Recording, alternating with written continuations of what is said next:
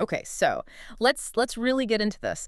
Today, we're not just reading through old texts. No. We're basically conducting a psychological autopsy. We're looking at the final, the cataclysmic days of an empire. Absolutely.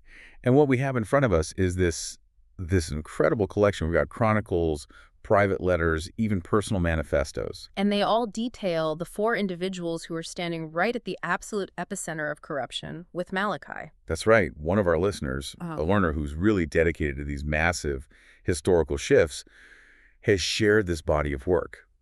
And it's fascinating because it treats these figures, Chevron, Dodra, Maligaro, and Lady Diala, as, well, not just simple villains. Not at all. It treats them as highly functional, deeply motivated historical actors. And that's our mission for this deep dive, isn't it? To move beyond the scary titles like the Godless Three and really understand the binding agent. Yes. What was it? What was that web of devotion, that artistic compulsion, that monstrous ambition that made them such perfect collaborators? We're looking at them and at the woman who loved Malachai, the Gemling queen. And according to the chronicler Tasuni, they were, and this is a direct quote, the three finest forgers of corruption in the empire. Wow. They didn't just help it happen, they were the architects. And we have to start right at the top with Malachai's own framing of them, because that right there just changes everything. It does. This isn't a simple case of a despot demanding obedience. Hmm. In his own dedication, Malachai calls his students, My friends. my friends. But then there's the key line. He admits to them, you taught me far more than I ever taught you. I mean, that's huge. It completely reframes the entire power dynamic. Absolutely. If they're teaching the master, then they are operating on a level that is so far beyond mere servitude. They're intellectual equals. Or maybe even his superiors in their own specific dark fields of study. That one quote. It transforms their final acts from just a wicked conspiracy into What? a mutual act of devotion. A devotion to a shared, terrifying ideal. It elevates them from just, dark magic practitioners into genuine co-authors of the Empire's destiny. So the catastrophe they created wasn't a mistake? Not at all. In their collective minds, it was the intended masterpiece. Okay, so let's dig into that shared philosophy then. What exactly was it? Because when Malachai says, my friends, it feels like more than just a turn of phrase. It suggests a real bond. Right, and a bond centered around something much more profound than just political power. It was an intellectual, almost a shared artistic endeavor. So the devotion wasn't really to Malachai the man? I don't think so. It was to the art itself, and that's the word he uses. Malachai elevates their work above mere atrocity into what he termed the sublime art. So for them, corruption wasn't just a side effect of their quest for power. No, it was the point. It was the intended, beautiful, final creation. If we connect this to the bigger picture, that aesthetic justification is genuinely terrifying. It is. It means they weren't driven by the things we normally understand, like greed or simple power lust.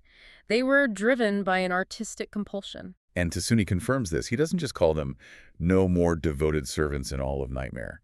He also calls them true artists. And that artistic license, Yeah. that's the permission structure, isn't it? The ability to experiment, to reshape, to refashion.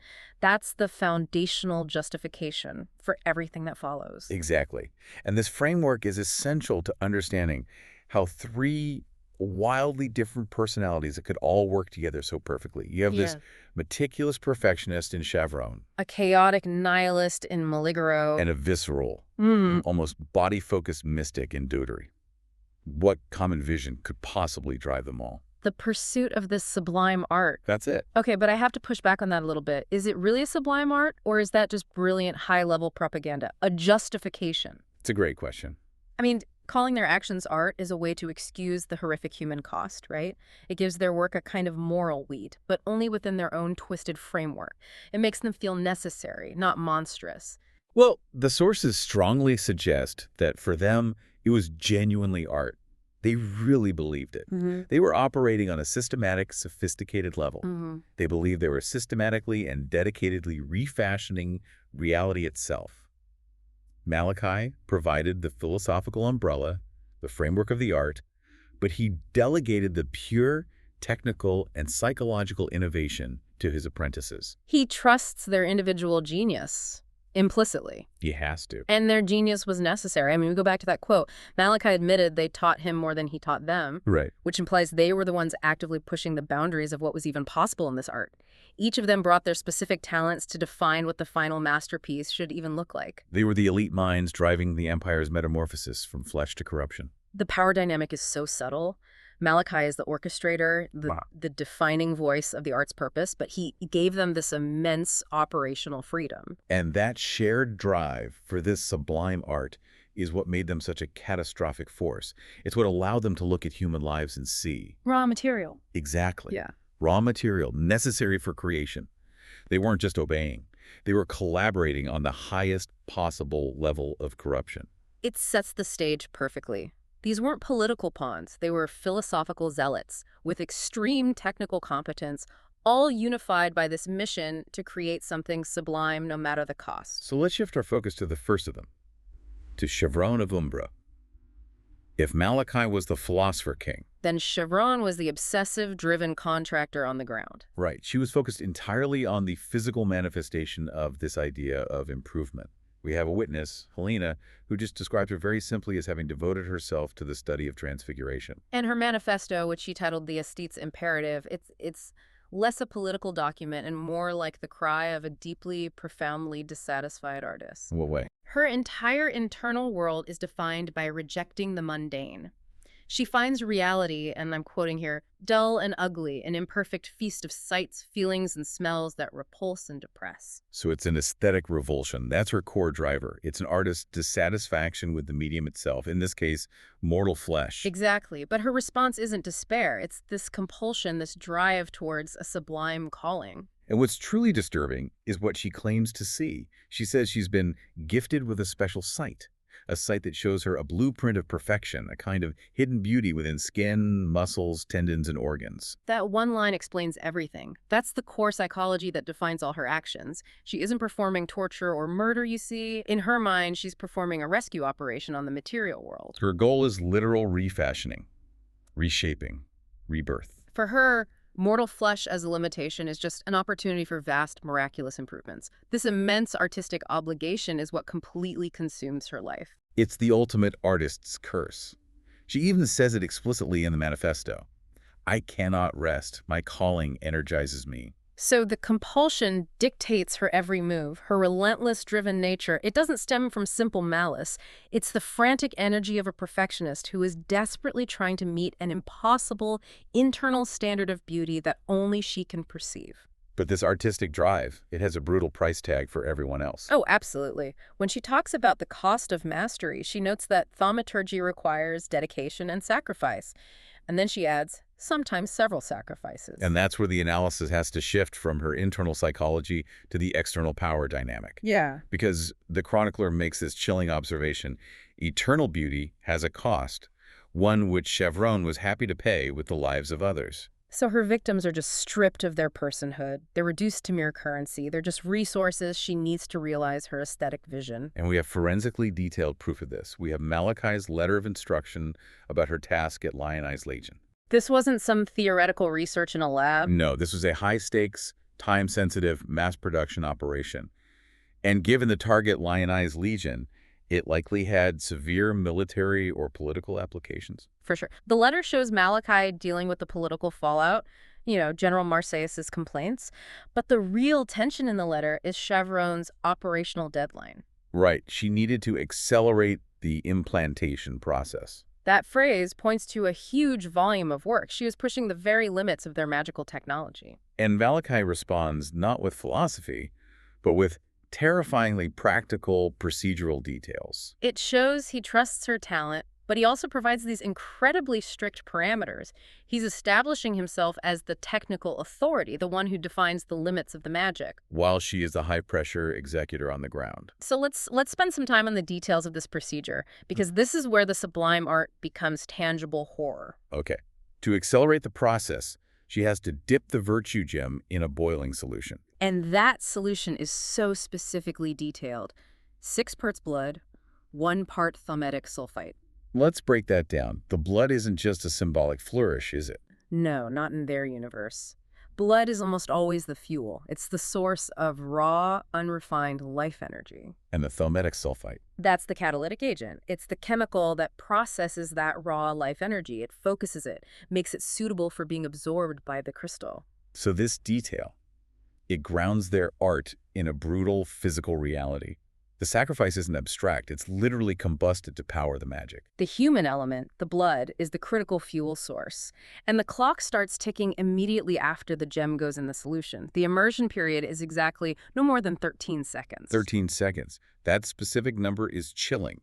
It suggests intensive lethal experimentation was done to find that precise threshold. For sure, any longer, and she will, quote, invite the crystal's wrath. Which confirms this underlying tension we keep seeing. The virtue gems are not passive tools. Not at all. As we'll hear later, they're alive with volitions inscrutable. They are capable of turning on the wielder. And the pressure doesn't stop there.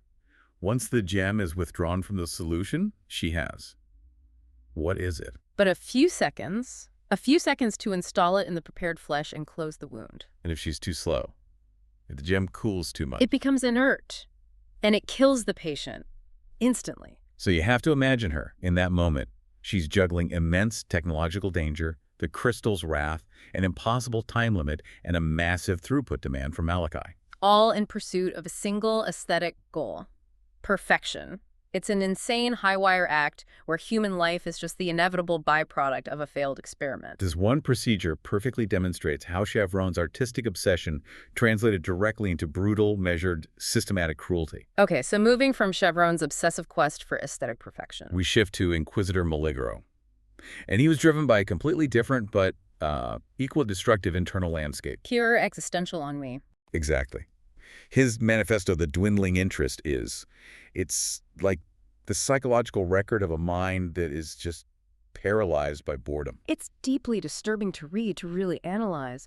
Maligro admits he was born already searching for the new, the surprising, that which disturbs both senses and mind. So his fundamental state is just chronic dissatisfaction. Not because the world is ugly, like for Chevron, But because the world is relentlessly dull. and this leads him to reject the very idea of peace. He calls it disgusting, a state of stagnation fit only for the weak and vapid. So to counter that stagnation, he's actively seeking out these high-intensity emotional stimuli.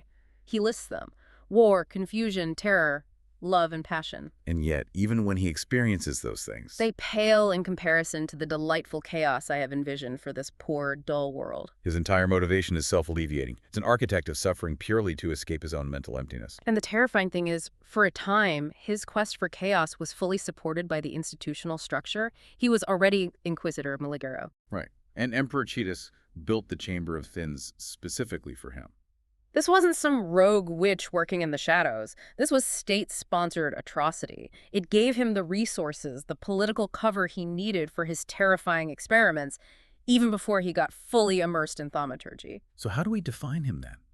Archbishop Jaffrey gives us this critical character assessment that really confirms his moral void. Oh, that quote, yeah. He does not love, he does not feel regret or remorse, he does not think about consequences, only possibilities. That is a perfect portrait of a monster who lacks any interior moral structure. He's a purely possibility-driven entity. His actions aren't immoral, they're amoral. Right. He just doesn't recognize the difference between good and evil, only between what's possible and what's impossible. Which brings us back to Malachai's assessment of him. Malachai gives him the incredibly dangerous transmutia device, and he acknowledges his devotion to our sublime art. But at the same time, he critiques him. He says Maligro is lacking in vision, but his virtuosity is undeniable. That is such a backhanded compliment, and it's crucial to understanding their power dynamic. In what way? Maligro is technically brilliant, a virtuosic executor of experiments, but his direction is just pure impulse. He's driven solely by what can be done, not what the grand art should look like. He lacks Chevron's blueprint. Completely. Maligro's dedication to science is just a devotion to trial and error. And for him, those errors are not abstract concepts. Not at all. The source material states that for Maligro's errors, death was slow and very painful. That gives this immense dark context to all of his laboratory practices. His boredom required tangible, immense suffering just to keep him interested. And we have a specific, chilling example of his methodology. It grounds his work in this practical biological cruelty. Experiment 22A. Yes. He discovered that roas, when deprived of water, secrete a most delightfully potent toxin. That is so utterly precise and cold. It's not high fantasy magic. It's fundamental, tangible biological horror. Right. He's generating poison from common life, but only under conditions of extreme, calculated suffering. He's focused on generating chaos and chemical weapons from the physical world around him. All driven by a scientific curiosity that is focused entirely on suffering.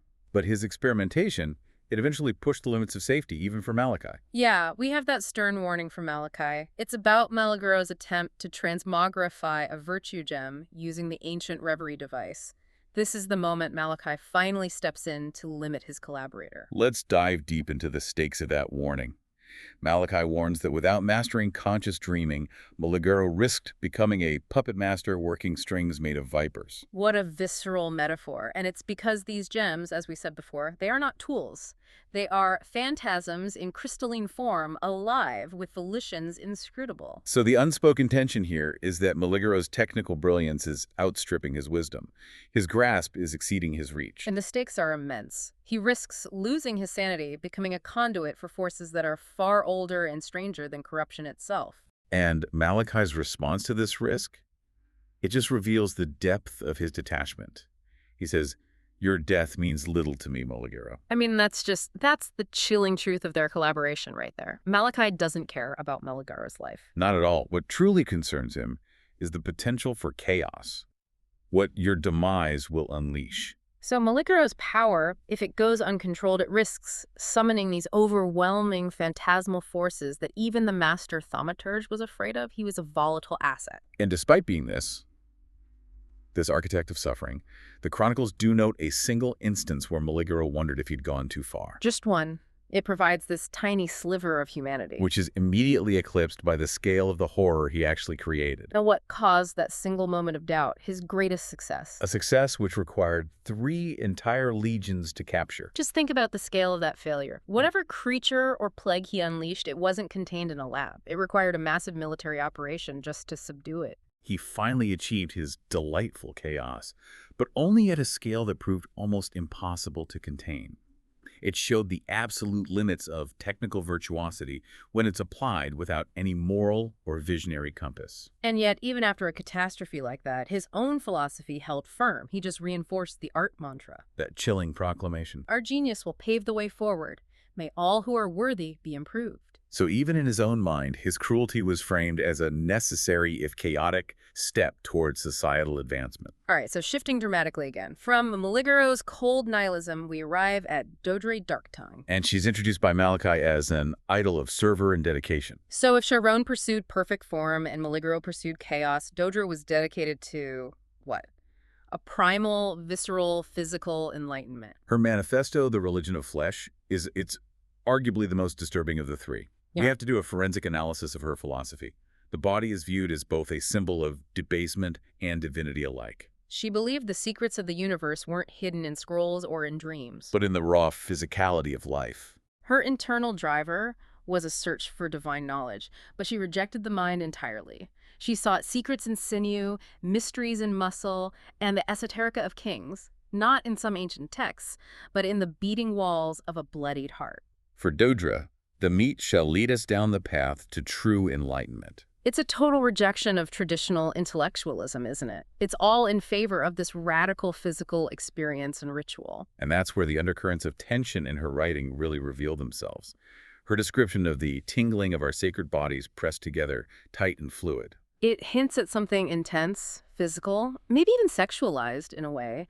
The nature of her dark rituals blurs the line between pain, communal ritual, and spiritual experience. And her devotion wasn't just theoretical, it was absolute.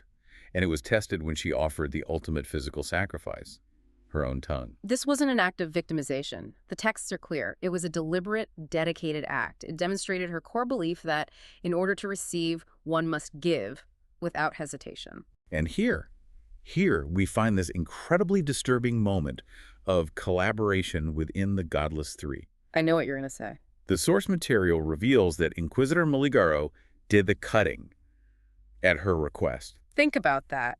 That speaks volumes about the level of functional trust and shared dedication to extremity that existed between them. Maligaro, the master of precision and suffering, facilitates her ultimate act of devotion. And what happened the moment she offered up her ton was astonishing. The loss of the physical organ didn't silence her. It amplified her. A malevolent power emerged. She embraced the name Dark Tongue. And developed even more innovative means of spellcasting. So the sacrifice paradoxically increased her magical capabilities. It was a confirmation of her bloody philosophy. It worked. And we have to use this moment to compare her malevolence to the others. Right. The chronicler notes that while she lacked Maligaro's sense of style, meaning she wasn't a showman or a virtuosic experimenter like he was, she surpassed her master in pure malevolence. That is a colossal assessment. If Malachai is the orchestrator and Malgaro is the technically brilliant nihilist, Dodri is the purest force of intense, raw, focused evil. Her work wasn't an antidote to boredom or a quest for some twisted aesthetic. It was pure, unadulterated devotion to the horrifying secrets hidden within the body. Which, in a way, makes her perhaps the most terrifyingly honest devotee of the art. Finally, we have to analyze the figure who wasn't an apprentice, but a political victim who became a lover. Lady Diala, the Gemling queen. Her story begins in the oppressive, decadent court of Emperor Chitus. And we can trace her journey from being Chitus's favorite to being a political cast-off, literally gifted to Malachai. It just underscores the brutal transactional power dynamic of the Eternal Empire. Chitus simply cleared away the clutter. He sent those who displeased him directly to the thaumaturgists, a terrifying form of political disposal. And her crime, what was her great crime? It wasn't incompetence, it wasn't treason. No, she talked too much, asked too many difficult questions. Her intelligence, her outspoken nature, her intellectual curiosity. That's what cost her royal favor and sent her directly into the hands of Malachai. The perfect person to address her troublesome intellect. But her fundamental motivation for what happens next, for her transformation, was utterly different from the Goddess Three. She makes it explicitly clear in her own words. I did it for love, and I'd do it again in an instant. Not for power, not for the art, not for perfection, for love. I have to challenge that narrative, though. Yeah. Is it truly love? Or is that the powerful justification she constructed to rationalize her complete and total self-sacrifice? What do you mean? Malachai. He sounds more interested in the result than the purity of her emotion. In his journal, he admits he once found her pretty as porcelain. But on the day of her transformation, She was ravishing as a nightmare, radiant as the fullest moon. that's the core of their twisted reciprocity, isn't it? Malachai didn't see her as a woman to cherish. He saw her as a potential masterpiece. Right. He declared her his Gemling queen and vowed they would rule side by side. He accepted her love, and he rewarded it with a role in his sublime art. And that promise of shared rule, that's the emotional crux of her tragedy. It is. We have to analyze the Ode of Jewels in Eternity. The historian Grigor believed it was the key to her enigma and the fall of the empire. The ode details the transaction. For twinkled promises of jewels in eternity, the Gemling queen gave her heart and body to the King of Shades. That's the action, the ultimate terrifying sacrifice of self. And the undercurrents of tension in that ode are just heartbreaking, especially in the lines that follow. She received those promises in exchange. For what? For one more day in the sun, the last day in the sun. So she knew her transformation was the definitive end of the era, and she sacrificed her very essence for that one singular fleeting day alongside him. The devastating consequence of this pursuit of love is laid bare by Tizuni. He offers the sobering counterpoint to Malachai's adoration. He says Diala has the form of a woman, yet the substance is 1 part corruption and 9 parts death. She is described as lifeless. Wow. So she gained the title of queen, she got that final shared day. But she lost her essence. Oh. Which confirms that the love she sought came at the ultimate, catastrophic price of her very existence. It's the ultimate dark contrast to the Apprentices, then. The godless three sacrificed others for their art. And Diala sacrificed herself for a man who saw her, in the end, as his most beautiful creation. So what have we seen today? Laid out through these intimate chronicles and manifestos, it's a profound psychological study. 4 individuals, all unified by a single, terrifying ideology. A devotion to a sublime art that demanded absolute, horrific devotion and the ultimate sacrifice. And we've really established the distinct psychological costs of this ambition. For Chavron, driven by that artist's curse, she demanded sacrifice for aesthetic improvement. She was pursuing a meticulous physical blueprint of perfection. For Maligaro, the technical virtuoso, he exacted sacrifice for novelty. He was driven by his existential search for delightful chaos, just to alleviate his profound boredom. Dodri, the religious zealot of the flesh, demanded sacrifice for a kind of physical and spiritual enlightenment, plumbing the horrifying primal depths of the body for divine secrets. At Lady Diala, the intelligent victim turned queen, she made the ultimate sacrifice of her own substance, all for the promise of love and a shared final day in the sun. We've clearly shown how these four individuals, bound by Malachai's singular, terrifying vision, drove an entire empire to catastrophe by treating life itself as nothing more than raw material. Raw material for their improvement, their experimentation, and ultimately their corruption. The source material is a powerful testament not just to immense power, but to the power of a shared, terrifying ambition when you intellectualize it as art. So what does this all mean when you look back at the sources? For me, the most terrifying realization is that these architects of ruin, they viewed their actions not as moral crimes. But as the only possible path to societal advancement. Yeah, Malaguro's chilling proclamation just sums it all up. Our genius will pave the way forward. May all who are worthy be improved. So if that level of systematic, monstrous corruption is defined by its own adherents as improvement and art, what hope is there for those who resist their vision? What is the limit of devotion when the subject is self-proclaimed artistic perfection? that's the disturbing question we'll leave you with. When the highest form of genius is defined by your capacity for calculated destruction, how do you even begin to fight back against a force that believes it is saving you? A truly unsettling thought for you to carry forward as you process today's deep dive. See you next time.